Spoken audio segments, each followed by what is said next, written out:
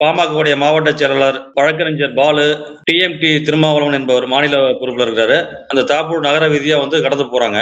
3, 4 கார்ல sound horn அடிச்சுக்கிட்டு வழக்கமா அவங்க பண்றதுதான். கீழ சிந்தாமணியை சேர்ந்த பட்டியல் சமூகத்தை சார்ந்த 2 பேரும் எலக்ட்ரிக்கல் பொருள் வாங்குறதுக்கு கடைக்கு போறாங்க. அதுல மகேந்திரா கடைக்கு போய் பொருள் வாங்கிட்டு இருக்காரு. பிரசாந்த் குமார் ஒரு ஓரமா டூ வீலர்ல நிக்கிறாரு. இந்த 3, 4 கார் போகுது, டூ வீலர் போகுது, பாமக தொண்டர்கள் எல்லாம் போறாங்க. ஓரமா நின்றுட்டு இருக்க இந்த பிரசாந்த் குமார்கிட்ட டூ வீலர் எடுப்பான்னு ஓரமா போன்னு அந்த அங்க உள்ள பொறுப்பாளர் யாரோ போய் சொல்லியிருக்காங்க. சொல்லிட்டு இருக்கும்போது நான் ஓரமா தான் நிக்கிறேன். அங்க அவ்வளவு இடம் இருக்கு, உங்க தொண்டர்கள் போயிட்டு இருக்காங்க.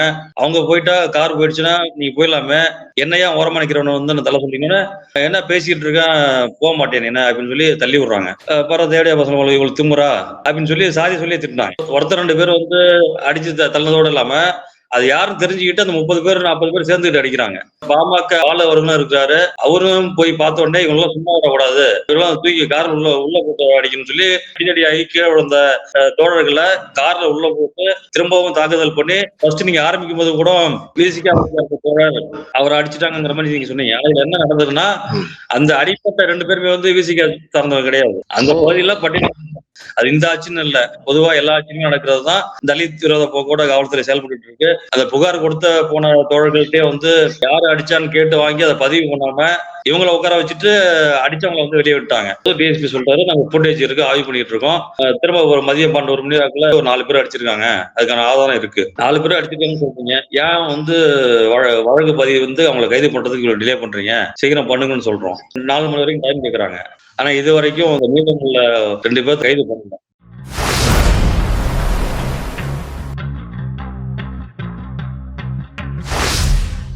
வணக்கம், இது யூடியூப் புரூட்டஸ், நான் மைனர். பொதுவா நம்ம பேட்டிகள் அதிகமா நம்ம சேனல் எடுக்க மாட்டோம். ஒருவேளை பேட்டி எடுத்தோம்னாக்கா அது ரொம்ப முக்கியமான செய்தியா இருக்கும் பட்சத்துலதான் அந்த மக்கள்கிட்ட கொண்டு போய் சேர்க்கணும், அரசாங்கத்தினுடைய பார்வைக்கு கொண்டு போகணும் அப்படிங்கிற வகையில தான் அந்த பேட்டி நம்ம எடுப்போம். அந்த வகையில அரியலூர் மாவட்டம் தாப்படூர்ல ஒரு முக்கியமான சாதி வெறி தாக்குதல் அங்க நடந்திருக்கு.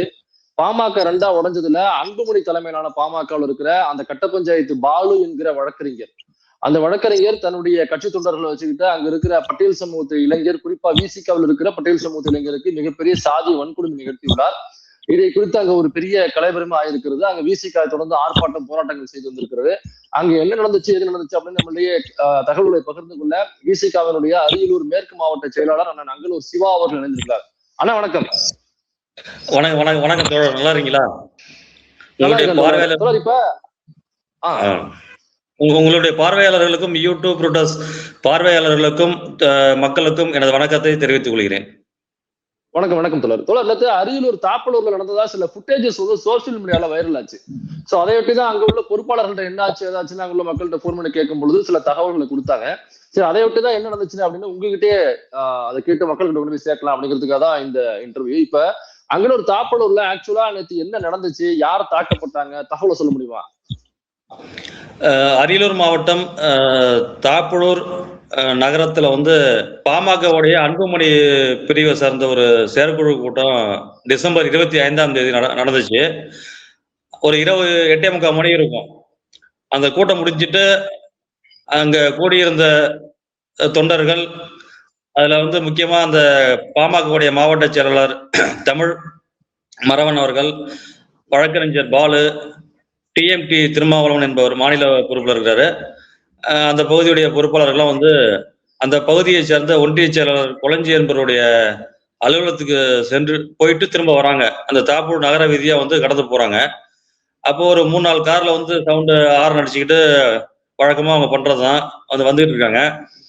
அந்த பகுதியில தாப்பூர் நகர வீதியில கீழ சிந்தாமணியை சேர்ந்த ஒரு பட்டியல் சமூகத்தை சார்ந்த இளைஞர், அவரும் அவருடைய சித்தப்பா பையன் இருவரும் மகேந்திரன் நினைக்கிறேன் அவர் பேரு, அவங்க அப்பா பேர் மகாராஜன். 2 பேரும் அந்த தாப்பூர் நகர வீதிக்கு எலக்ட்ரிக்கல் பொருள் வாங்குறதுக்கு கடைக்கு போறாங்க. அதுல மகேந்திரா கடைக்கு போய் பொருள் வாங்கிட்டு இருக்காரு. பிரசாந்த் குமார் ஒரு ஓரமா டூ வீலர்ல நிக்கிறாரு. இந்த 3, 4 கார் போகுது, டூ வீலர் போகுது, பாமக தொண்டர்கள் எல்லாம் போறாங்க. போயிட்டு இருக்கும்போது அந்த ஓரமா நின்றுட்டு இருக்க இந்த பிரசாந்த் குமார்கிட்ட டூ வீலர் எடுப்பான்னு ஓரமா போன்னு அந்த அங்க உள்ள பொறுப்பாளர் யாரோ போய் சொல்லியிருக்காங்க. சொல்லிட்டு இருக்கும்போது நான் ஓரமா தான் நிக்கிறேன், அங்க அவ்வளவு இடம் இருக்கு, உங்க தொண்டர்கள் போயிட்டு இருக்காங்க, அவங்க போயிட்டா கார் போயிடுச்சுன்னா நீங்க போயிடலாமே, என்னையா ஓரமா நிக்கிறவன தலை சொல்றீங்கன்னு என்ன பேசிட்டு இருக்கேன், போக மாட்டேன் என்ன அப்படின்னு சொல்லி தள்ளி விடுறாங்க அந்த குழந்தைங்கிறவர். அடுத்தது இதை பார்த்துட்டு இருந்த அந்த கார்ல இருந்த அந்த கீழ சிந்தாமணியை சேர்ந்த தேவேந்திரன் வந்து ஓடி போறாங்க. போன உடனே இவனா இவன் வந்து கீழ சிந்தாமணி வடக்கு தெரு காலனி சேர்ந்தவன் தான். என்னங்க என்ன என்ன வம்பு வளர்த்துட்டு இருக்க, ஓரமா போடா அப்படின்னு சொல்லி ஒருமையில சாதி சொல்லியும் ஒரு மாதிரி பேசுறாங்க. அதுக்கு முன்னாடி சொல்லி பேசினாரா அந்த அந்த பாமக அன்புமணி தரப்புல இருந்து வந்த அந்த பொறுப்பாளர் சாதியை சொல்லி திட்டினாரா? ஆமா ஆமா ஆமா. அது வந்து அதுக்கு முன்னாடியே வந்து யாரோ இல்ல எக்ஸாக்ட்டா என்ன சொல்லி திட்டினாரா? நீங்க எஃப்ஐஆர்ல கொடுத்திருப்பீங்க, புகார் கொடுக்கும்போது கொடுத்திருப்பீங்க. எக்ஸாக்ட்டா என்ன சொன்னாருன்னு சொன்னாதான் மக்கள்கிட்ட போய் சேரும். எப்படின்னா, உங்களுக்கு காலனி திருவன்னு சொன்னதுக்கு அப்புறம் கூடி இருந்தவங்க தான் பர தேவடியா பசங்க இவ்வளவு திமுறா அப்படின்னு சொல்லி சாதி சொல்லி திட்டினாங்க. திட்டும்போது அந்த கும்பல் கலாச்சாரம் ஏற்கனவே நீங்க வந்து வழக்கமான ஒண்ணுதான் பாமகவுல. நீங்க ஒரு கடந்த ஒரு வருஷத்துக்கு முன்னாடி கேள்விப்பட்டிருக்கலாம். கும்பகோணத்து பக்கத்துல இதே ஒரு அன்புமணி தலைமையில அப்ப ராமதாஸ் அவர்களும் ஒன்னா இருந்த நேரத்துல ஏதோ ஒரு கூட்டம் நடத்துனாங்க. அந்த கூட்டத்துக்கு போயிட்டு வந்தாங்க. ஒரு விசிக கொடிக்கம்பத்தி கீழே சாட்சி கீழே தள்ளுவாங்க. நீங்க பாத்துருக்கலாம். அப்ப வைரலா அந்த வீடியோ போச்சு. அந்த கூட்டத்துக்கும் சமூக நீதிக்காக போராடி கொண்டிருக்கிற விசிக கொடிக்கம்பத்துக்கும் என்ன சம்பந்தம் இருக்கு? அந்த கும்பல் கலாச்சாரம் என்னன்னா, அவங்களோட அந்த இளைஞர்களை வந்து அப்படி வழி நடத்திட்டு வராங்க. அந்த மூல செலவு செய்து அவங்க வந்து சிந்திக்க விடாம அப்படி அந்த சாதி பெருமையை பேசி பேசி அவங்க வழி நடத்திட்டு வந்துற ஒரு விளைவு அந்த கொடிக்கம்பத்தை வந்து கீழே சாச்சாங்க. அதே நிலைமை தான் அங்க. அவன் யாருன்னு தெரிஞ்சுமே சாதி சொல்லி இறைவா இன்னும் மேல ஏற்கனவே ஒருத்தர் 2 பேர் வந்து அடிச்சு தள்ளதோடு இல்லாம அது யாரும் தெரிஞ்சுக்கிட்டு அந்த 30 பேர் 40 பேர் சேர்ந்துக்கிட்டு அடிக்கிறாங்க. அப்ப அந்த பகுதியில இருந்த முக்கிய பொறுப்பாளர்னு சொல்லிக்கிறாங்க.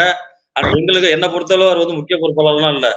அவர் வந்து ஒரு கட்ட பஞ்சாயத்து வழக்கறிஞர் தான் சொல்லுவோம். ஏற்கனவே பல உதாரணங்கள் இருக்கு. அந்த பாமக அன்புமணி பிரிவை சேர்ந்த பால் அவர்களும் இருக்கிறாரு. அவரும் போய் பார்த்த உடனே இவங்கெல்லாம் சும்மா வரக்கூடாது, இவரெல்லாம் தூக்கி கார் உள்ள உள்ள போட்டு அடிக்கணும்னு சொல்லி அங்க கீழே தள்ளுமுள்ள ஆயிட்டு அடிக்கடி ஆகி கீழே விழுந்த தோழர்களை கார்ல உள்ள போட்டு திரும்பவும் தாக்குதல் பண்ணி இங்க பக்கத்துல 200 மீட்டர் தான் காவல் நிலையம் இருக்கு, தாப்பூர் காவல் நிலையம்.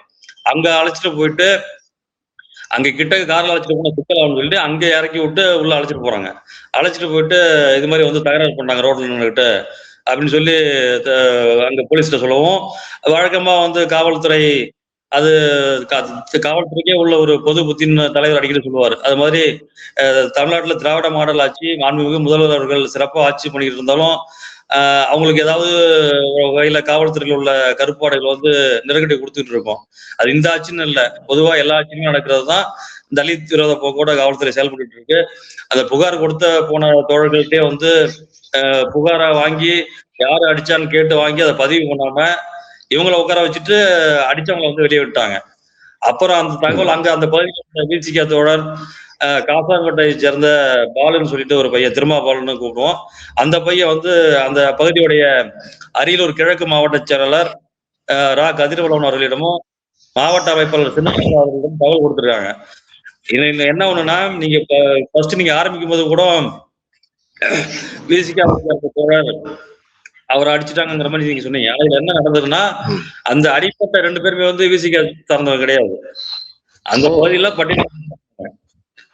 ஆனா தலைவர் சொன்னதுதான், அவங்க எந்த கட்சின்னா எந்த சமூகமா இருந்தாலும் சரி, எந்த கட்சியா இருக்கட்டும், தலித்தா இருக்கட்டும், பட்டியலின மக்களா இருக்கட்டும், எந்த சமூகமா இருந்தாலும் சரி, பாதிப்பு நடக்கும்போது அந்த பாதிக்கப்பட்ட மக்களின் பக்கம் நிற்கதான் தலைவர் சொல்லி கொடுத்துருக்காரு. அதே மாதிரி ஒரு அப்பாவியை வந்து அடிச்சு இழுத்துட்டு போறாங்கன்னு சொல்லிட்டு பரிதாபப்பட்டு எங்களோட தோழர்களுக்கு தகவல் தெரிஞ்சு உடனே அந்த தாப்பூர் காவல் நிலையத்துக்கு வந்து எங்களுடைய மாவட்ட செயலர் தகவல் கொடுத்து 108 ஆம்புலன்ஸ்ல வந்து ஜெயங்கொண்ட அரசு மருத்துவமனை கொண்டு போறாங்க. அங்க கோபாலகிருஷ்ணன் சொல்லிட்டு ஒரு எஸ்பி ஸ்டேட்மெண்ட் வாங்குறாரு. வாங்கிட்டு என்ன நடந்துக்கிறது, அவங்க வழக்கமா வந்து பாதிக்கப்பட்ட மேலேயும் கவுண்டர் கேஸ் போடுவாங்க. எவன் அடிச்சானோ அவங்க பேர்ல கேஸ் போடுறதுக்கே தயங்குவாங்க.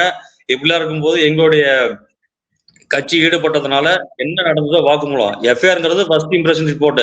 பாதிக்கப்பட்ட யாரா இருந்தாலும் அவங்க சொல்றதை நீங்க எழுதுங்க. நீங்க உங்க ஆய்வு டிஎஸ்பி தலைமையில நீங்க ஒரு டீமை போட்டு ஆய்வு பண்ணி அது உண்மையா பொய்யா அதெல்லாம் நீங்க அடுத்த நடவடிக்கை போங்க. ஆனா என்ன நடந்ததோ, பாதிக்கப்பட்டிருக்கா, முகம் வீங்கி இருக்கு, நடக்கவே முடியாம அழைச்சிட்டு வந்து ஹாஸ்பிட்டல்ல வந்து சேர்க்கிறோம். இப்படி இருக்கும்போது பாதிக்கப்பட்ட நபர் கொடுக்குற ஸ்டேட்மெண்ட்டை வந்து நீங்க உள்வாங்கின்னு சொல்லி அதுக்கப்புறம் இந்த எஃப்ஐஆர்ல வந்து பதிவு பண்றாங்க. ஒரு 4 பேருக்கு மேல வந்து எஃப்ஐஆர் பதிவாகுது. என்ன நடந்ததுன்னு அந்த எஃப்ஐஆர்ல இருக்கு. அதனுடைய நகலை உங்களுக்கு வந்து அனுப்பிச்சிடறோம். அந்த 4 பேர் யார் யாருன்னா, அந்த பகுதியோட ஒட்டிய செயலர் குளஞ்சி, கீழ சிந்தாமணியை சேர்ந்த தேவேந்திரன், வழக்கறிஞர் பாலு, டிஎம்டி திருமாவளவன் மாநில பொறுப்பாளர் அந்த கட்சியில. அடுத்தது வந்து அந்த கட்சியுடைய மாவட்ட செயலர் வந்து தமிழ் மரவன். இதுதான் நடந்தது. இது இது வந்து மறுநாள் காலையில போயிட்டு எனக்கு தகவல் கிடைச்சு அரியலூர் மாவட்டத்தில் நடக்குது.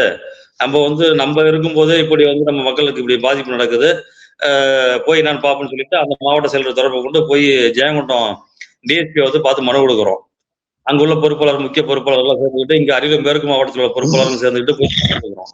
மனு கொடுத்தும் போது டிஎஸ்பி சொல்லிட்டாரு, நாங்க ஃபுட்டேஜ் இருக்கு, ஆய்வு பண்ணிட்டு இருக்கோம் அப்படின்னு உடனே ஒரு திரும்ப ஒரு மதியம் 12 மணி வாக்குல டிஎஸ்பி சொல்றாரு, ஒரு 4 பேர் அடிச்சிருக்காங்க, அதுக்கான ஆதாரம் இருக்கு. 4 பேரும் அடிச்சிருக்காங்கன்னு சொல்றீங்க, ஏன் வந்து வழக்கு பதிவு வந்து அவங்களை கைது பண்றதுக்கு இவ்வளவு டிலே பண்றீங்க, சீக்கிரம் பண்ணுங்கன்னு சொல்றோம். பண்ணுங்கன்னு சொன்னோன்னே 4 மணி வரைக்கும் டைம் கேட்கறாங்க. திரும்ப வந்து ஒரு 4 மணி வரைக்கும் பொறுத்து பார்த்துதான் இதுக்கு ஒன்றும் தீர்வு இல்லை, அவங்க வந்து தன்னை இழந்த செல்வாக்கை மீட்கிறதுக்கு பாமக பிரிந்து கிடந்த பாமக வந்து இது மூலயமா அந்த மக்களை ஒன்று திரட்டலாம்னு பாக்குறாங்க. ஆனா மக்கள்கிட்ட அம்பலப்பட்டு போய் வன்னிய சமூக இளைஞர்கள்ட்ட நம்பிக்கையை இழந்த பாமக, அதுவும் குறிப்பா அன்புமணி பாமக, 2 பாமகமா அப்படிதான் இருந்தாலும் இப்ப உள்ள இங்க இந்த சம்பவம் நடந்த காரணமான அன்புமணி பாமக தன்னுடைய இழந்த செல்வாக்கை மீட்கிறதுக்கு அப்பாவி தலித் இளைஞர்களை அடிச்சு அதுக்கு வந்து வழக்கு பதியறதுக்கு நேரமானதுனால, கைது செய்யறதுக்கு நேரமானதுனால நாங்க எங்க தோழர்களுடைய வேண்டுகோளுக்கு நாங்க அந்த ஜெயங்கொண்டம் 4 வழி சந்திப்புல சாலை மறியல் போராட்டத்தில் ஈடுபட்டோம். அப்போ ஒரு 10 நிமிஷம் அந்த போராட்டம் நடந்துட்டு இருக்கும்போது டிஎஸ்பி அவர்கள் வந்து 2 பேர்த்த நாங்க அரெஸ்ட் பண்ணிட்டோம், அதுக்கான ஆதாரம் இருக்குன்னு காமிக்கிறாரு. இது நடந்துட்டு இருக்கும்போது என்னுடைய அந்த ஜெயங்கொண்ட ஆய்வாளர் வந்து என்னை ஒருமையில வந்து திட்டுறாரு, என்னை வந்து அப்புறப்படுத்துறது பாக்குறாரு. இனிமேல் வந்து இன்னும் சேர விடக்கூடாது தொண்டர்களை, சாலை மறியல் வந்து நீடிக்க விடக்கூடாதுன்னு சொல்லி நாங்க கேட்டுக்கிட்டது, நாங்க இப்பயே கலைஞ்சு போறோம். காவல்துறையை நம்பிதான் தலித் மக்களும் பட்டியலின மக்களும் விளிம்புநிலை மக்கள் அனைவரும் இருக்கும். காவல்துறைக்கு முழு ஒத்துழைப்பு கொடுக்கிறோம். நாங்க சட்ட ரீதியா தான் எதிர்கொள்றோம். நீங்க வந்து நாங்க அவங்க பண்ண ஒரு கலவரத்துக்கு திரும்பவும் அதே பகுதியில வந்து பட்டியலின மக்களும் வலுவா இருக்கிறோம், திரும்ப பண்ணலாம், அதை வந்து அவங்க எதிர்பார்க்கறாங்க. இதனால பாதிக்கப்பட போறது அந்த சமூகத்து இளைஞர்களும் சரி, இங்க இந்த பகுதியில் உள்ள இளைஞர்களும் பாதிக்கப்படுவாங்க. இதனால நாங்க நோக்கி போகல. நாங்க சமூக நல்லிணக்கத்தை விரும்புறோம். அந்த ஒட்டுமொத்த வன்னியர் சமூகம் எங்களுக்கு எதிரி கிடையாது. அதுல சம்பந்தப்பட்ட 4 பேரும், அதுல கூட சேர்ந்த ஒரு 30 பேரும் அவங்கதான் இதுல வந்து வழக்குல வந்து காரணம். அவங்களை நீங்க அரெஸ்ட் பண்ணணும்னு சொன்னே டைம் கேட்கறாங்க. இதை பண்ணிட்டு இருக்கும் போதே அந்த இன்ஸ்பெக்டர் வந்து இப்போ செய்த அணுகுமுறையால ஒரு கல்வி ஏற்படுது. அப்புறம் திரும்பவும் வந்து நாங்க சுதாரிச்சுக்கிட்டு இதனால பொதுமக்களுக்கோ இல்ல வந்து கட்சி தொண்டர்களுக்கோ இல்ல யாருக்கும் பாதிப்பு வந்துடக்கூடாதுன்னு அடுத்த அன்னைக்கு பேசும்போது 8 மணிக்குள்ள கைது பண்றேன்னு சொன்னதுனால நாங்க எங்க தோழர்கிட்ட கேட்டுட்டு அப்படியே கலைஞ்சு வந்துடும். ஆனா இது வரைக்கும் வந்து அந்த மீதம் உள்ள 2 பேர்த்த வந்து கைது பண்ணல. இப்ப உள்ள நிலைமை அதெல்லாம் நீங்க சொன்னீங்க. அந்த தாக்கப்பட்ட நபர் வந்து பட்டியல் சமூகத்தை சார்ந்தவரை தவிர அவர் விசிக கட்சி கிடையாதுன்னு சொன்னீங்க. இப்ப விசிக கட்சி கிடையாதுன்னு சொல்லும் பொழுது அங்க அவர் பட்டியல் சமூகம்னாக்கா அவரும் இந்து மதத்துலதான் வராரு, அவர் ஆப்வியஸ்லி ஒரு தமிழரா தான் வராரு. அப்ப தமிழர்களுக்காக கட்சி நடத்துறோம் அப்படின்னு சொல்லிக்கிட்டு இன்னைக்கு கட்சி நடத்திட்டு இருக்கிற நாம் தமிழர் கட்சியில இருந்தோ அல்லது இந்துக்களுக்காக நான் கட்சி நடத்துறோம் அப்படின்னு சொல்ற அந்த பிஜேபி அல்லது இந்து முன்னணி, இந்து மக்கள் கட்சி அப்படின்னு இந்துன்னு எந்த பேரை வச்சுட்டு நீங்க அமைப்பும் கட்சி நடத்துறாங்களோ இவங்க எல்லாம் அங்க களத்துல வந்து நின்று பாதிக்கப்பட்ட இந்துவுக்கு ஆதரவாக, பாதிக்கப்பட்ட தமிழருக்கு ஆதரவாக யாருமே குரல் கொடுக்கவே இல்லை இது வரைக்கும்.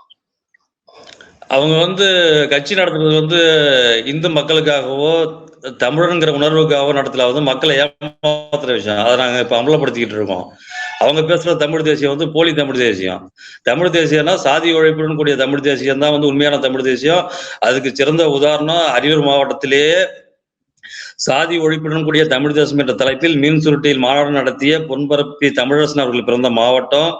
விளிம்புநிலை மக்களின் விடிவெள்ளி கடந்த 35 ஆண்டுகளாக சாதி ஒழிப்பே மக்கள் விடுதலை என்னும் கொள்கையை முதல் கொள்கையாக வைத்து எங்களை லட்ச இளைஞர்களை மக்களை வழிநடத்தி கொண்டிருக்கின்ற எங்களது தலைவர் எழுச்சி தமிழர் அவர்கள் பிறந்த மாவட்டம்.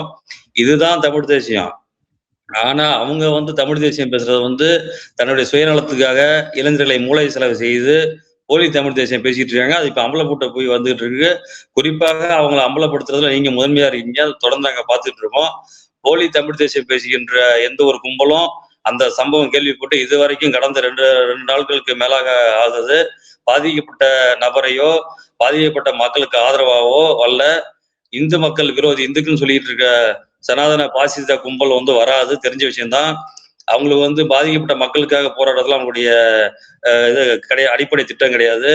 மத உணர்வை ஊட்டி மக்களை இந்துவே இந்துவே ஒன்னுவான்னு சொல்லி கூப்பிடுவாங்க. ஆனா அவங்களுக்கு பாதிப்புனா போய் நிக்க மாட்டாங்க. இதே மேல் பாதியில பாதிக்கப்பட்டது அவங்க பார்வையில ஒரு ஒரு இந்து மக்கள் தான், ஒரு பகுதி இந்து மக்கள் தான் அந்த கோயிலுக்கு போக விடாம தடுத்தது. ஆனா அந்த ஒரு விஷயத்துக்கும் இந்து முன்னணியோ பாஜகவோ இல்ல.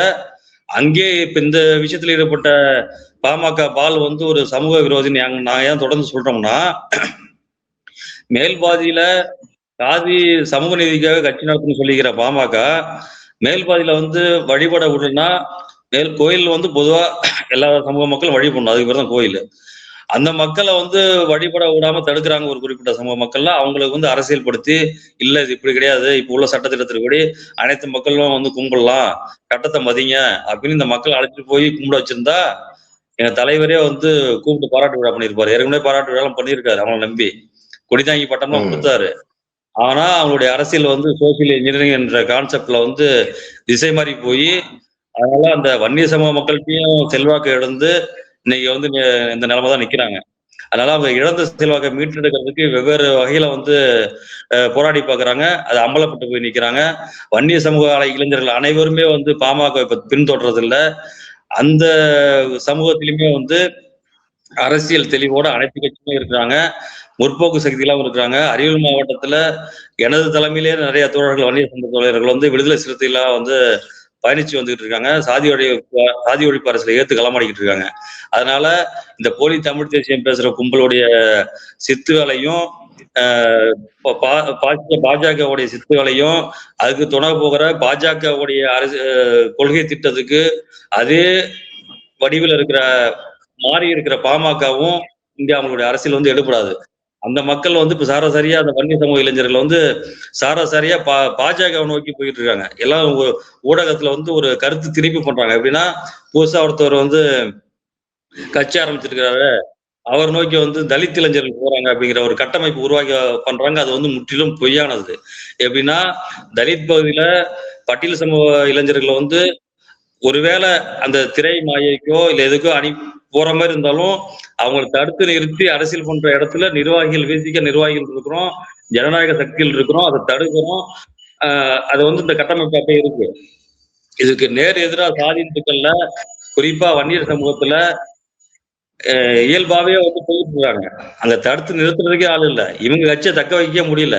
இதுதான் வந்து கலா யதார்த்தம். இதை புரிஞ்சுக்கிட்டுதான் எப்படியாவது ஒரு சமூக கலவரத்தை உண்டாக்கி சமூக பதற்றத்தை உண்டாக்கி இந்த சாதி உணர்வை ஊட்டி ஒன்று திரட்டலான பாமக பாக்குது. அன்புமணி பாமக இங்க பாக்குது. எந்த பாமக இருந்தாலும் அவங்களுடைய அரசியல் வந்து எடுக்கிறாங்க. அதுக்கு 2026 இப்ப நீங்க இந்த விஷயத்த தலைவருடைய பார்வை கொண்டு போனீங்களா, எழுச்சி தமிழர் பார்வை கொண்டு போனீங்களா? அவர் என்ன சொன்னாரு? தலைவருடைய பார்வைக்கு வந்து நேற்று முன்தினம் பெரம்பலூர்ல வந்து ஒரு நிகழ்ச்சி நடந்தது. அது என்னால அங்க போக முடியல. அங்க அந்த பகுதி மாவட்ட செயலர் கதிரவர்கள் போனாங்க.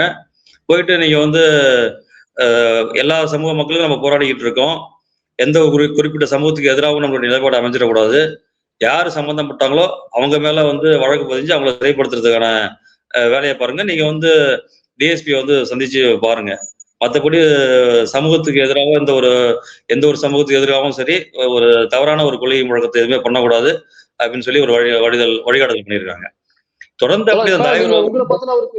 உங்களை பத்தின ஒரு கேள்வி கேட்கிறேன். நீங்க வந்து சர்டிபிகேட் படி சான்றிதழ் படி நீங்க ஒரு வன்னியர் சமூகத்தை சார்ந்தவர். ஆனா வன்னியர் சமூகத்தை சார்ந்தவராக இருந்து கொண்டு நீங்க பாமகவின் பக்கம் போகாமல் நீங்க விசிகாவின் பக்கம் வந்ததுக்கான காரணம் என்ன? சமூக நீதி தான். சமத்துவம் என்ற இலக்கு, சமூக நீதி கோட்பாடு, அதன் அடிப்படையில நேர்மையா கடந்த 35 ஆண்டுகளுக்கு மேலாக களத்தில் நிற்கிறார், தொடர்ந்து செயல்படுகிறார், அனைத்து சமூக மக்களுக்குமாக உழைக்கிறார். அந்த ஒரு காரணம் தான் என்ன வந்து கருத்தியல் ரீதியா தலைவர் எழுச்சி தமிழர் அவர்களை நோக்கி வந்து என்னை செயல்பட வச்சது. தலைவர் வந்து ஒரு சமூகத்துக்கு மட்டுமே போராடல. ஆரம்பத்துல இருந்தே ஒரு சமூகத்துக்காக போராடி இருந்தா பறையர் மக்கள் விடுதலையோ வந்து பறையர் சங்கம்னு சொல்லியோ கட்சி ஆரம்பிச்சிருக்கலாம், இயக்க ஆரம்பிச்சு கட்சி ஆரம்பிச்சிருக்கலாம். 1990 ஜனவரி 21 மதுரை கோபுரத்துல வந்து முதல் சமூக நீதி கொடியை ஏற்றும் போதே சாதி ஒழிப்பே மக்கள் விடுதலைன்னு சொல்லிதான் கட்சியை அறிமுகப்படுத்தி கொடியேற்றினாரு. சாதி ஒழிப்பே மக்கள் விடுதலைன்னு சொல்ற ஒரு கட்சியும் சாதியை வந்து அழகிய சொல், சாதி அழகானது என்று சொல்ற ஒரு கட்சிக்கும் வித்தியாசம் இருக்கு. ஆனா 19ல வந்து ஒரு எல்லா ஊடகத்திலயும் வந்து பாமக சாதி கட்சினா விசிக சாதி கட்சிங்கிற கட்டமைப்பு வந்து பண்ண பாக்குறாங்க.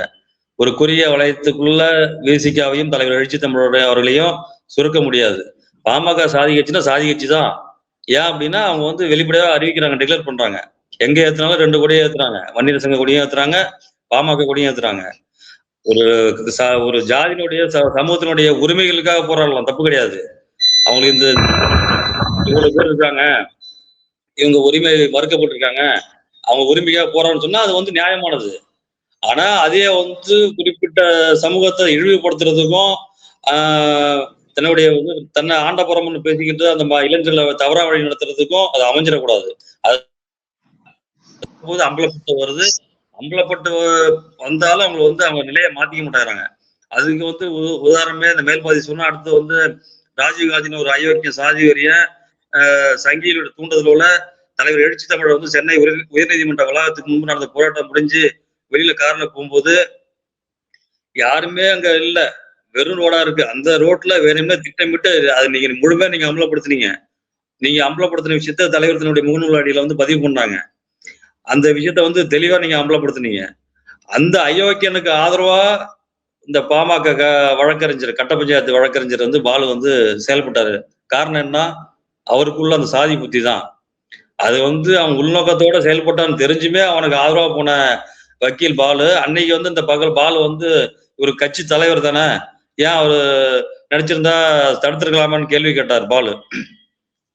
தலைவர் வந்து நடந்து போச்சு, அதை வந்து பெருசுப்படுத்த வேணாம், அந்த பையன் தெரிஞ்ச திறமல பண்ணிட்டான், கடந்து போங்கன்னு சொல்லிதான் வழிகாட்டினார் எங்களுக்கு. அங்க ஒரு போலீஸ் இருந்து தடுத்துமே அவன் திமுறா உள்நோக்கத்தோட வந்து என் தலைவர் பாதுகாப்பு அச்சுறுத்தலோட வந்து அவன் திட்டமிட்டு பண்ணான். ஒரு பிஎஸ்ஓ அதிகாரி இருக்கும் போதே அவன் வேணும்னே பண்ணதுனாலதான் எங்க தோழர்கள் ஆத்திரப்பட்டு அதை செஞ்சது. அது வந்து உள்ள பார்கணத்துல போய் அடிச்சாங்க போனாங்க சொல்றது வடிகட்டிய போய் அதாவது சிசிடிவி ஆதாரம் எல்லாமே இருக்கு. அதுக்கு குரல் கொடுத்த பாலு வந்து இங்க நீ ஜெயங்கொண்டம் தாப்பூர்ல என்ன பண்ண, அரியலூர் மாவட்டம் தாப்பூர்ல என்ன பண்ண, நீ அந்த உனக்கு அந்த சமூக நீதி மேல அக்கறை இருந்ததுன்னா அது தெரியாம பண்ணிருக்கலாம். எப்படியோ உன்னுடைய பார்வையில சொல்ற, அவனை சரி பண்ணில கொண்டு போயிருக்கணும். அவன் அடிச்சு கீழே வந்து திரும்பவும் கார்ல வச்சு அடிச்சு அழிச்சிட்டு போனா இப்ப உன்னை நோக்கம் என்ன?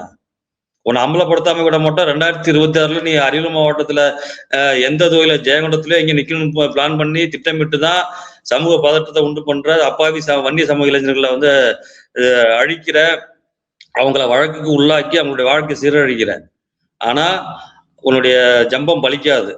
வன்னிய சமூகம் உள்ளிட்ட அனைத்து சமூக மக்களையும் மீட்டெடுக்க வேண்டிய பொறுப்பு விடுதலை சிறுத்தைகளுக்கு உண்டு, தலைவர் எழுச்சி தமிழருக்கு உண்டு. அந்த வகையில தான் எங்களுடைய வந்து களப்பணி அமையும்.